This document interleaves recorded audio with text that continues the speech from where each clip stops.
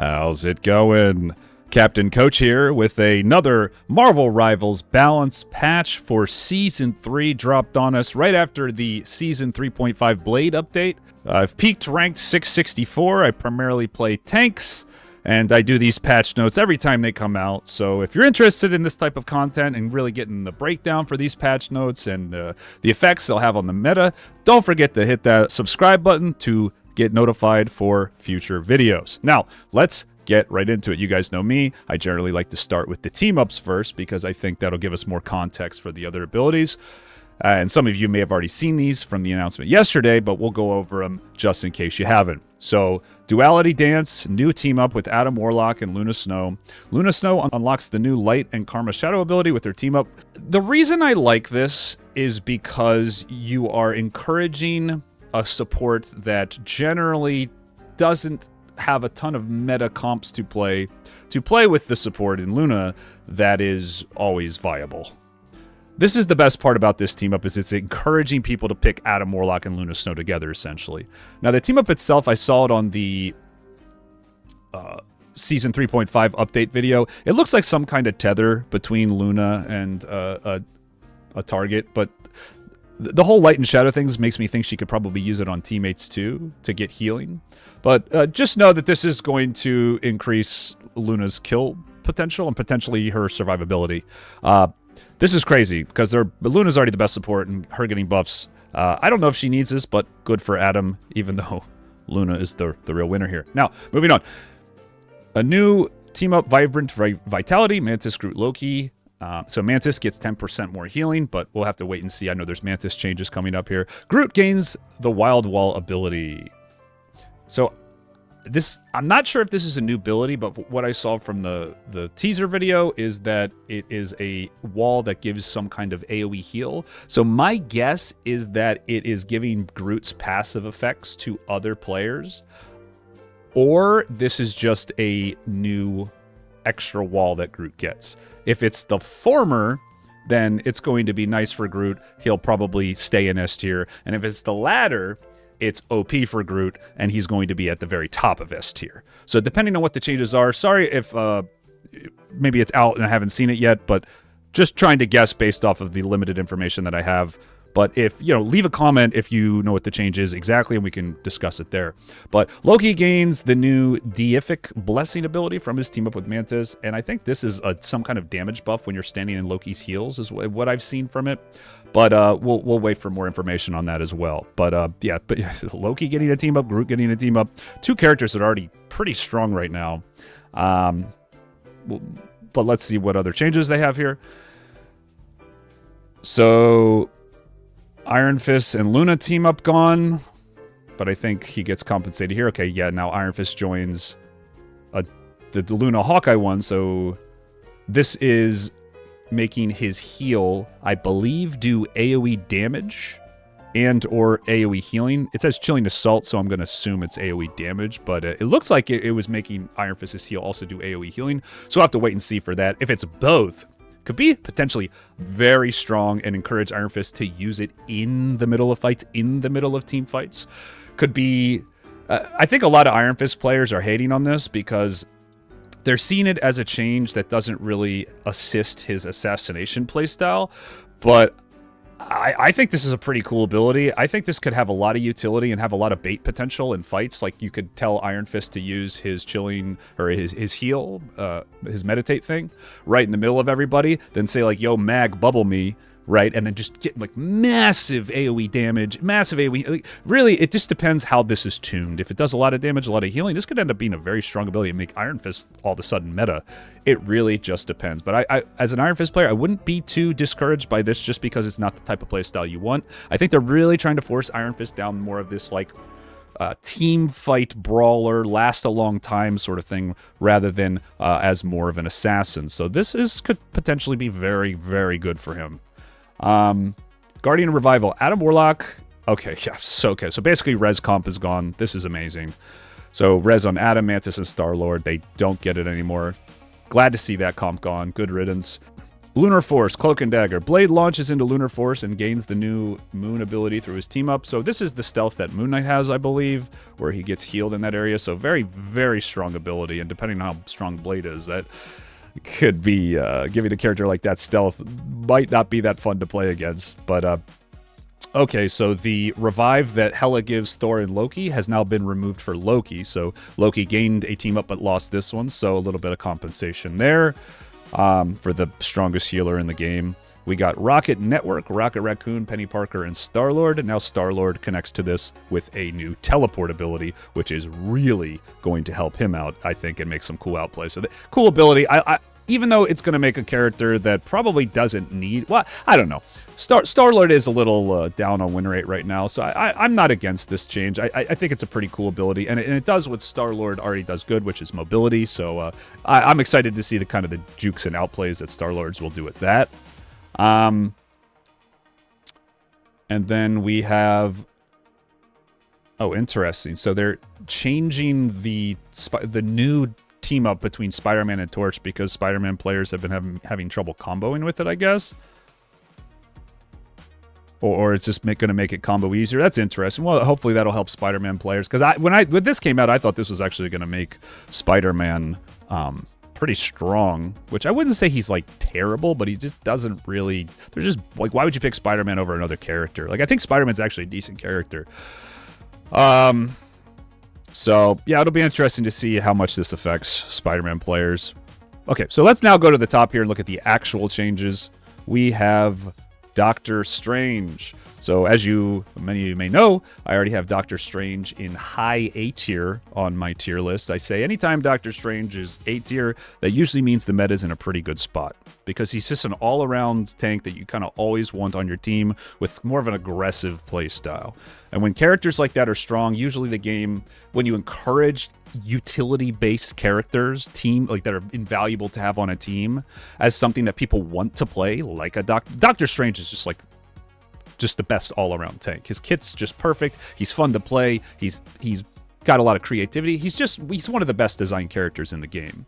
So to see him get buffed, I'm not really opposed to, because they got rid of the broken parts of Doctor Strange in previous patches, which was his one-shot through support ults. Now, he can still do that, but he needs a bit more help, and things like more damage on the daggers is technically going to help with his one-shots, but really, it's only by a couple damage, and the gamma burst that he had before was really the major issue. So I'm all for these changes. This might push Doctor Strange into S tier. It might depend on the changes to other tanks and other characters, but yeah, I mean, this just lets Doctor Strange do more damage and do it more often. So I really like these changes. Doctor Strange feels great to play, and he's going to feel even better to play. Doctor Strange mains are rejoicing right now. Groot. I think Groot is a tank that is just, by his very design, an S-tier character, and him getting these team-ups is going to solidify him in that spot. And now, okay, they're buffing the range of his primary attack by 2 meters. It seems like they're really kind of going on this push to make tanks better against flyers. This is one thing I've noticed. They've just periodically realized that tanks have had no way to answer, no way to deal with flyers, and the flyer meta was very, very unpopular, I think, by most people. Maybe I'm just overreacting a bit, but they're starting to give all these tanks little ways to deal with flyers, right? And I think what that means is that they realize that they made the tanks too weak overall, which I think is exciting, because it seems like they're buffing the tanks from what I've seen so far. So Groot gets range on his primary attack, and that's going to just be better for the game overall, just so there's not so much of this rock, paper, scissors type counter, and gives tanks just more avenues in really to carry the game. So, okay. And then the Flora Colossus effect range has gone up. So I believe this is Groot's passive on his walls that he receives from, like, the heal Ironwood wall and things like that. He gets, like, a passive heal shield thing. This is going to make Groot a little more forgiving, which is going to be good for him. And yeah, I mean, these are solid changes. I mean, this is going to solidify Groot in S tier. I don't think this makes him more OP or anything, but it just makes him straight up better and harder to run away from. So, I mean, Groot's going to stay strong. Magneto. So Magneto is probably one of the best tanks in the game right now, nerfing his shield by 50 damage. This is a bigger nerf than people realize. I'll go into it real quick here. You know me, I'm pretty long-winded on these breakdowns, but I really like to give you guys my thoughts. The reason this is a bigger nerf than people realize is because usually, like, I would say 9 times out of 10, when you see a Magneto bubble on somebody, unless you're, like, just diving in 1v6 with the bubble up, it's normally not gonna break. Just from my experiences as a Hulk player, which is one of the easiest characters to hit, it doesn't often break right away, but that's because people know it has 300 health, and most of the time they just know, oh, I'm not going to be able to kill that person anyway, so there's no point, I'll just hit somebody else. But now that it's 250, people will eventually learn to target the shield more, and you're going to see it breaking a lot more. Now, this sucks for Mag because based off of the amount the shield blocks, he gets more charge for his push ability, which is more damage. So with that, on top of the shield being weaker and people targeting it more, you might be able to actually kill people who now get mag bubbled, which is kind of how it should be, in my opinion, if you burst enough. It's like a risk versus reward thing. So this just gives enemies more... I mean, let's face it, Magneto feels really oppressive, especially when people know how to abuse the amount of shield you get.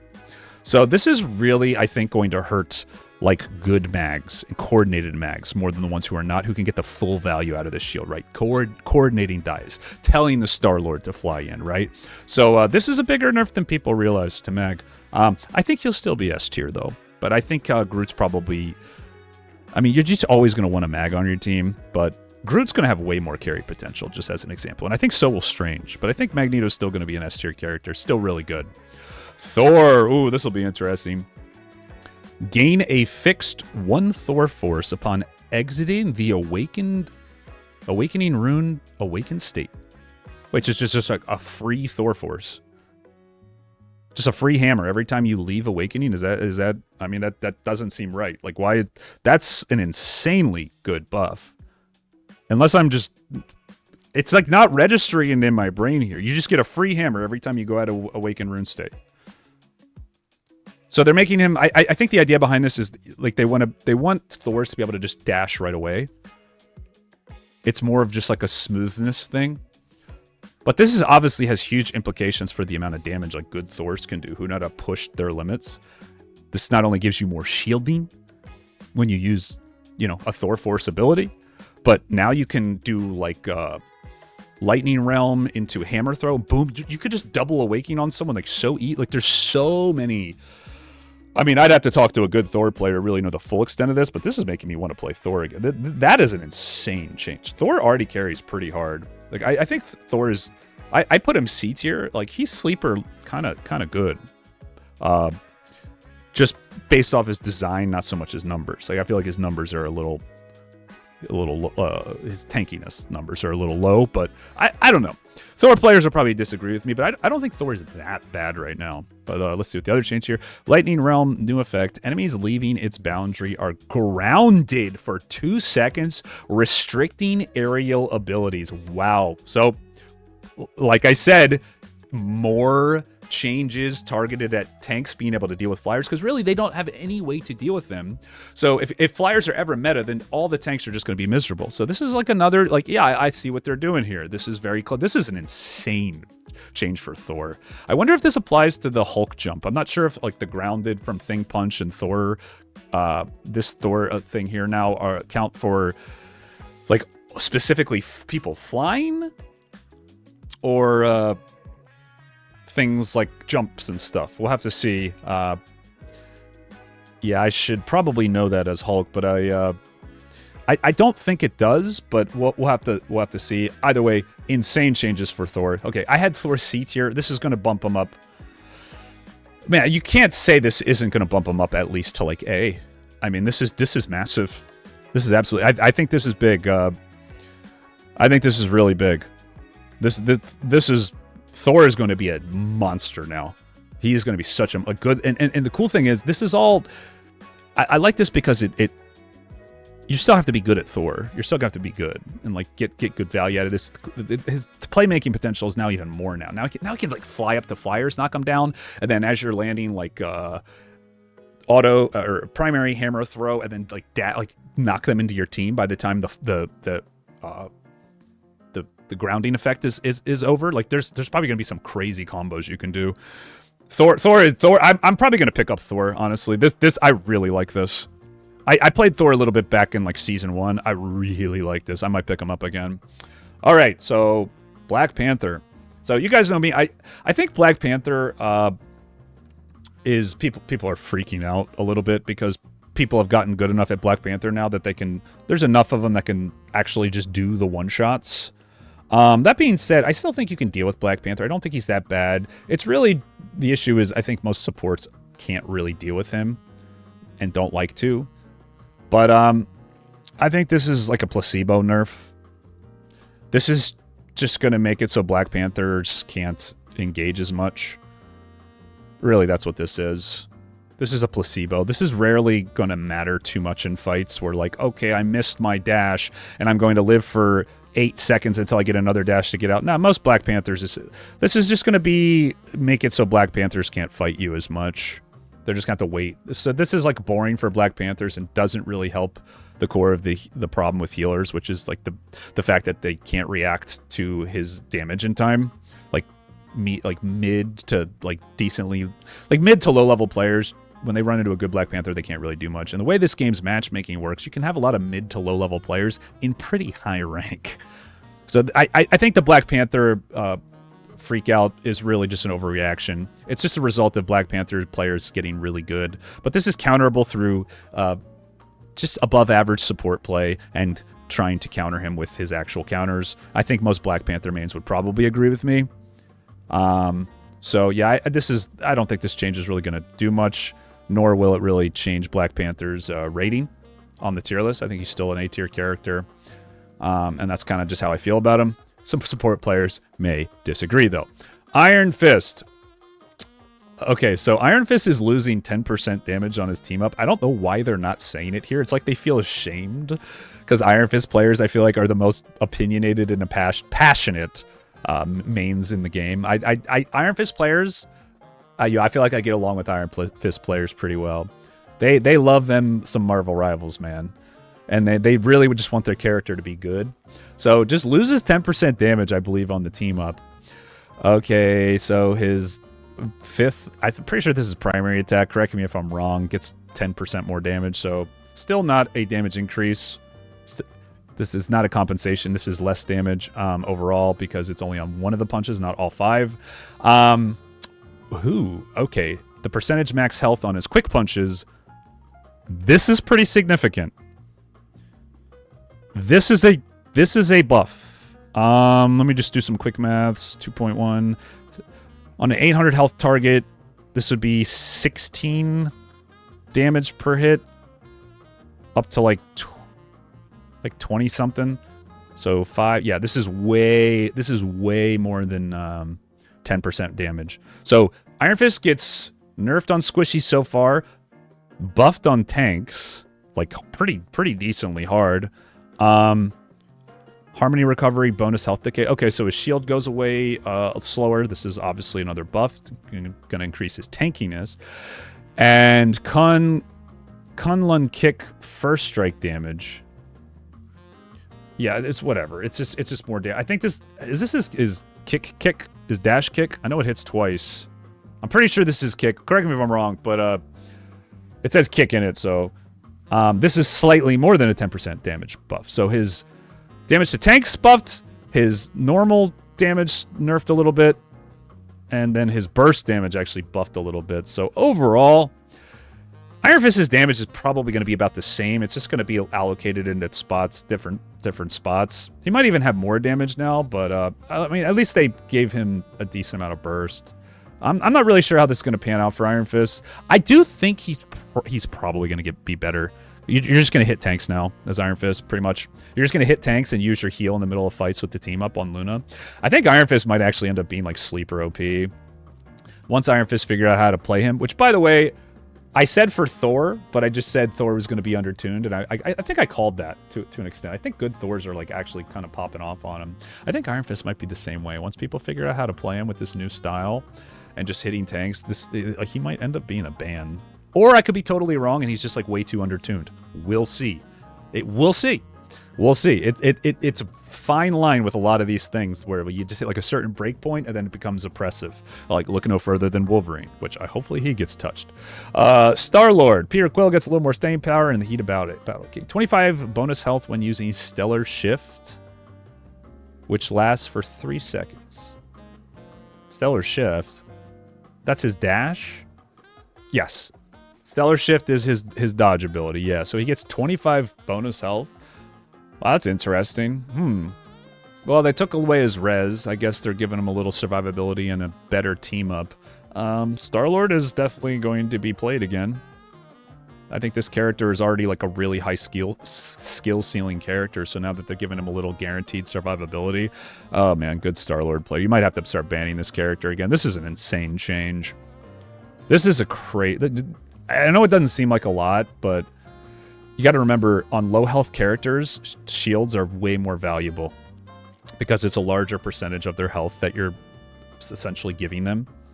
So if they're designed around a certain percentage of like risk reward with the health versus the damage they do, giving him even just a little bit is this is like a 10% health shield.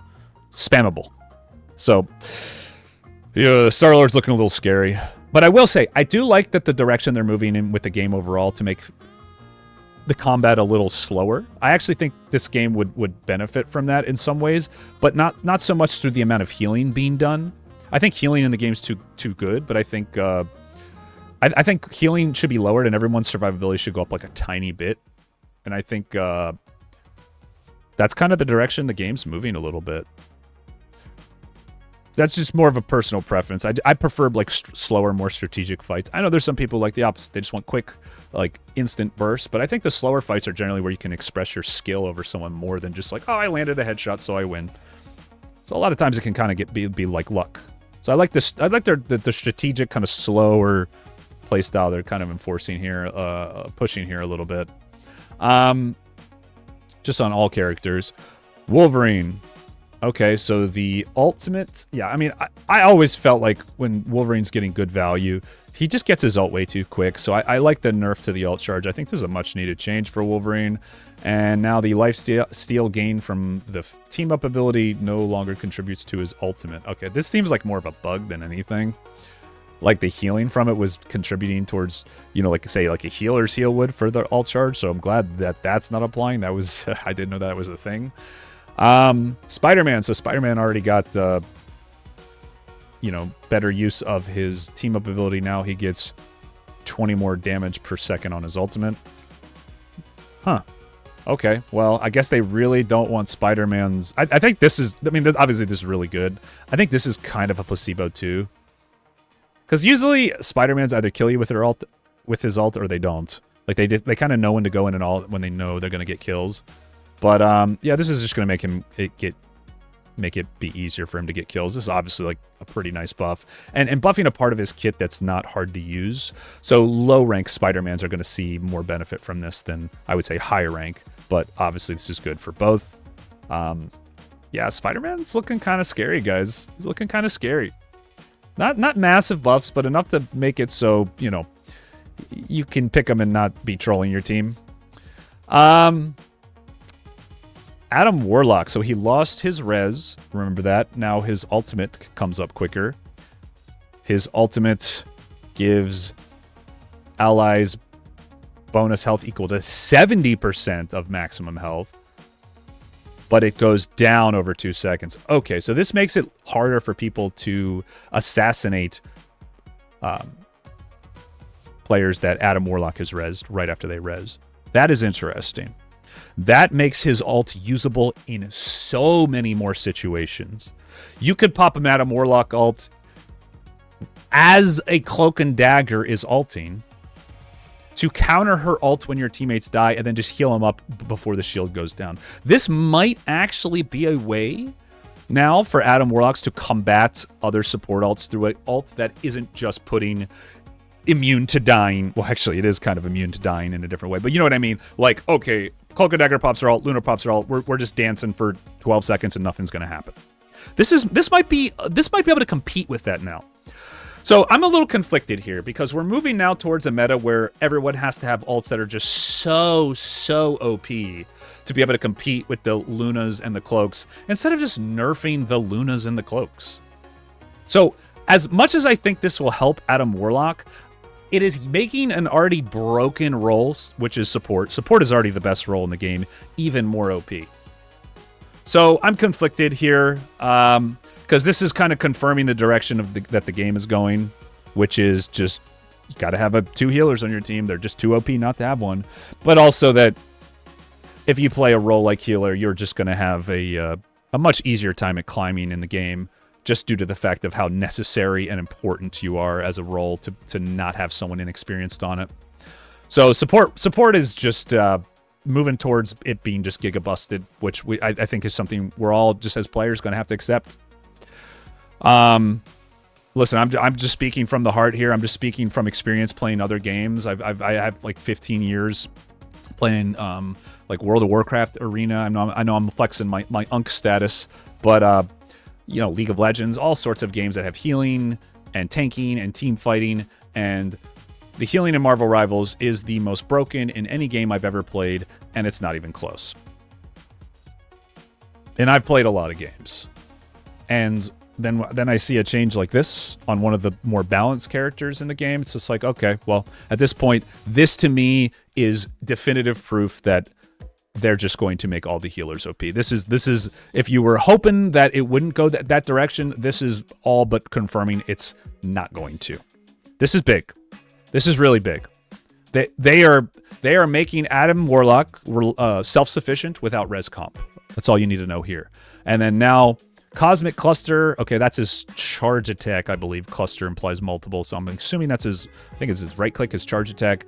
And okay, so now instead of needing headshots, I think that's on the primary attack headshots.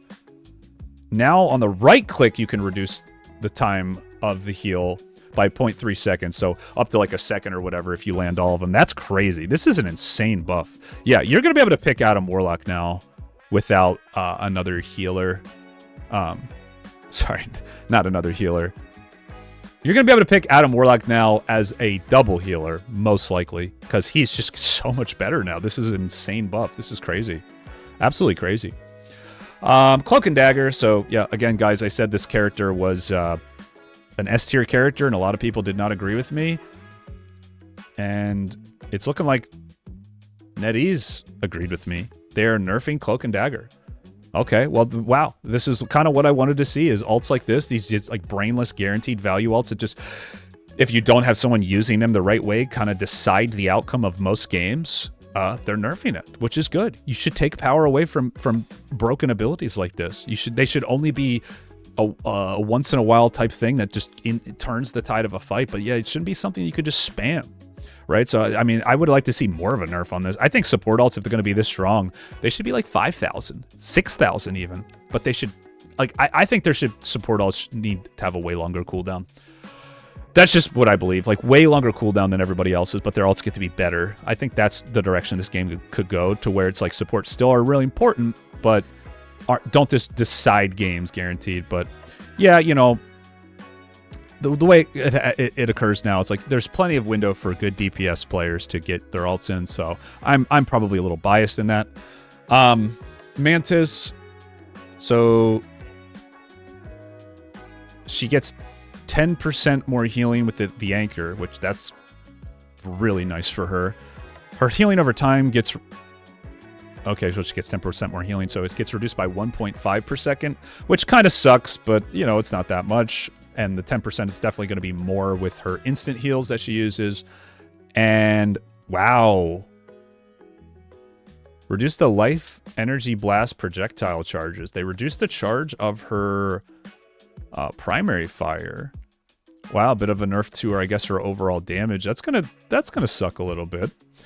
But, yeah, I mean, I kind of see why they would do it. It's just, she can spam for days and just fish for headshots. And, believe it or not, this is going to lower her healing output, too. Just so you all know.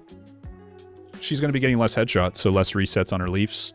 So, Mantis is a character I'll occasionally play every once in a while. I think she's pretty fun. This is kind of a nerf, guys. This is kind of a nerf. Okay, her shield conversion rate on her ult gets increased by 0.4. That's a lot. Okay, so now the overshield that her ult gives is going to be pretty potent.